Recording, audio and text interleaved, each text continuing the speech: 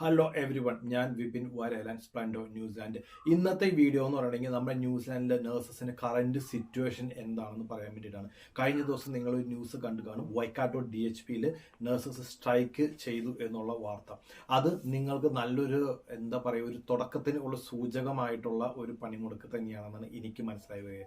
കാര്യം എന്ന് വെച്ച് കഴിഞ്ഞാൽ ഇവിടെയുള്ള നഴ്സസ് എത്ര നാൾ ഇവിടെ ഷോർട്ടേജിൽ എത്ര നാൾ ഇവർ ജോലി ഇടും. ഒത്തിരി പിള്ളേരുടെ ഒരു കൺഫ്യൂഷൻ ഉണ്ട്. അതായത് ഇവിടെ ഫ്രീസ് ചെയ്ത് വെച്ചേക്കുന്നു എന്ന് പറയുന്നത് ഇവിടെ നഴ്സസ് അധികമായതുകൊണ്ട് ഫ്രീസ് ചെയ്ത് വെച്ചേക്കുന്നതാണ് എന്നാണ് കഴിഞ്ഞ ദിവസം ഞാനൊരു കാൻഡിഡേറ്റ് സംസാരിച്ചപ്പോൾ അവർക്ക് മനസ്സിലാക്കുന്ന ഒരു കാര്യം അതാണ്.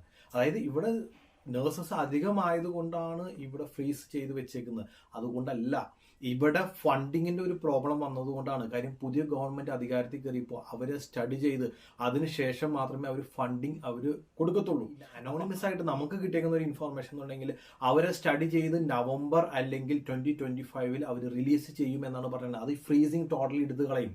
അപ്പോൾ നിങ്ങൾക്ക് അതിന്റെ ഏറ്റവും വലിയ സൂചകമാണ് ഈ കഴിഞ്ഞ ദിവസം നടന്ന പണിമുടക്ക്.